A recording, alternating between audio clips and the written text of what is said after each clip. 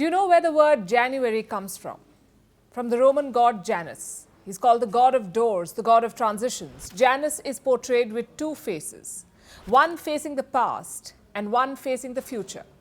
Much like the month of January, where we take stock of the past as we step into the future. Tonight, we want to talk about what this future may look like. What will be the trends and ideas that shape 2024? What are the themes that may come to define it? War and peace, robots talking to you, weight loss drugs, and half the world going to polls. Hello and welcome to a sneak peek into 2024. I'm Palki Sharma and this is Between the Lines.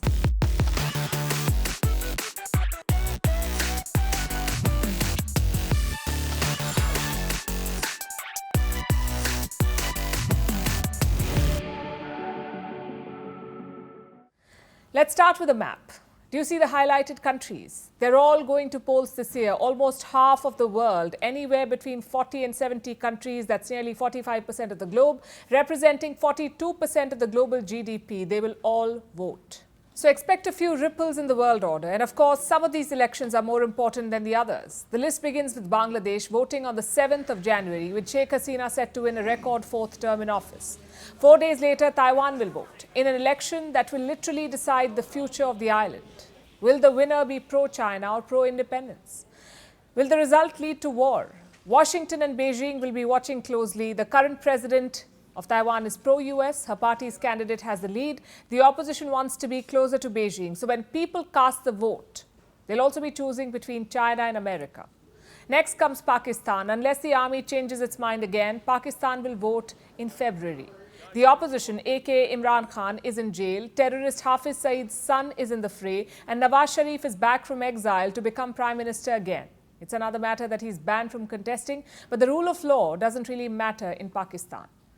In March, Russia will vote and Vladimir Putin will win. It's a given. But will this be his last election? That's not a given. By the time his new term ends, Putin will be 78, the longest-serving Russian leader, surpassing Joseph Stalin.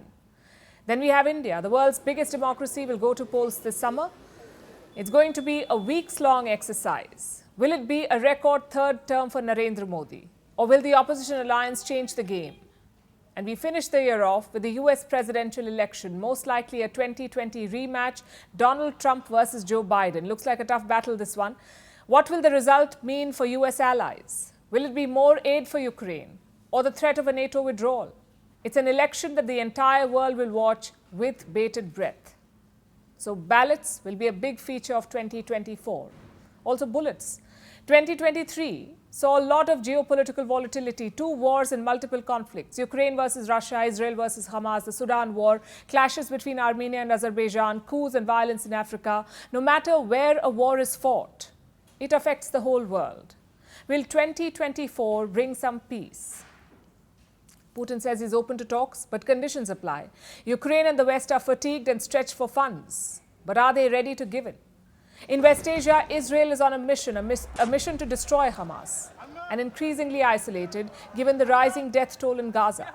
At what point will America say enough is enough? Tensions have been brewing in the South China Sea. Taiwan remains on the edge. The North Korean leader keeps talking about war and firing missiles. A lot of this is posturing. But it's leading to more militarization of the region. It's a powder keg. One wrong move could light the fuse.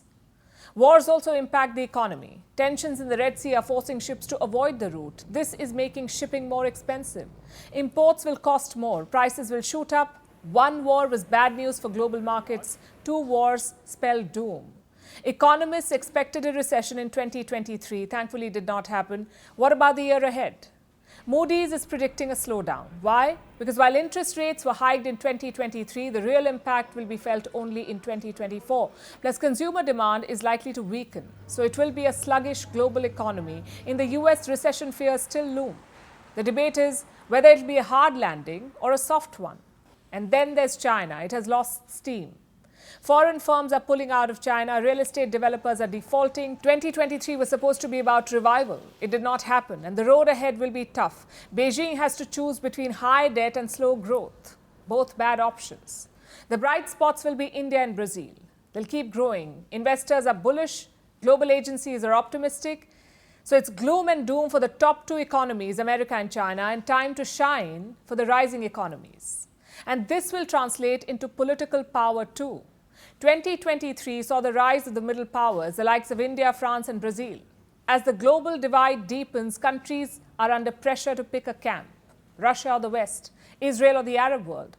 Countries like India refuse to be boxed into these camps. The global South wants to choose what works for them, not the so-called big powers. They want stability. They want to work with multiple partners. And they're making a difference with this approach. Take Russia, for example.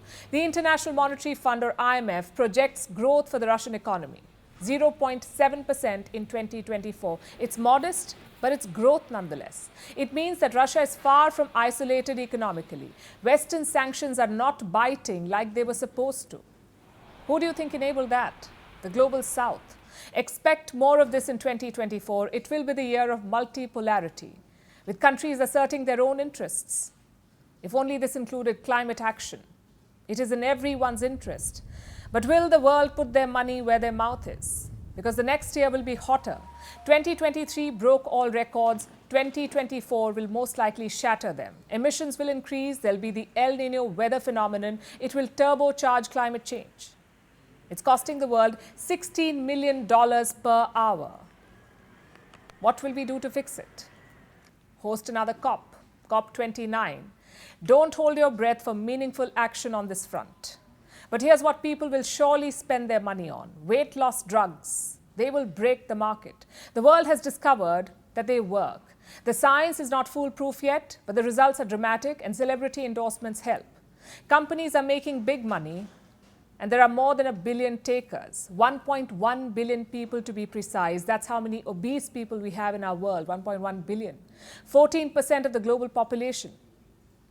Their problems range from aesthetic to medical. Exercise and diet do not always work, plus not everyone has the discipline. Enter weight loss drugs. 2 companies are leading this market and fighting for the top spot, Novo Nordisk and Eli Lilly. And many others are waiting to join the fray. More than 70 obesity treatments are in development. By 2030, this will be a $77 billion market, so expect a boom in weight loss drugs. And AI. It will be mainstreamed.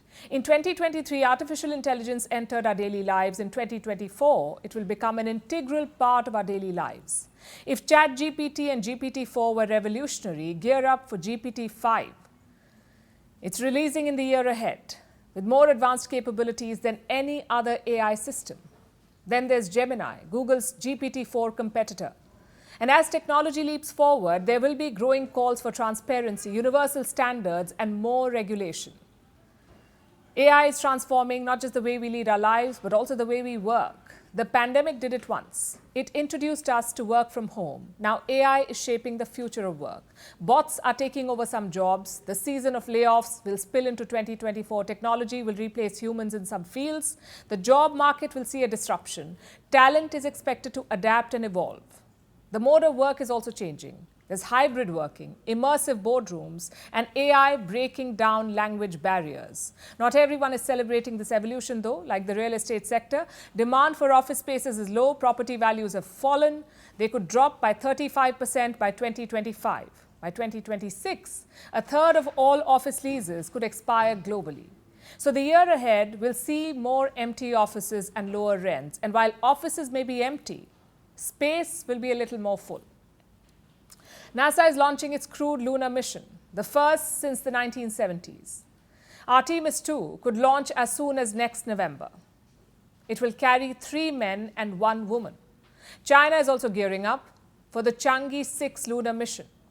If successful, it will be the first to collect samples from the far side of the moon. And of course, we have India on this list. ISRO has 12 big missions planned for 2024, all of which will push the limits of space exploration. So all in all, it looks like an exciting year ahead. And at the end of the day, it's what you make of it. The risks we take, the learnings we implement, the skills we acquire, and the choices we make. I guess that will shape 2024 more than anything else. Write to us, tell us what your plans are, and what changes you would like us to make in what we do. We'd love to hear from you. Have a fantastic year.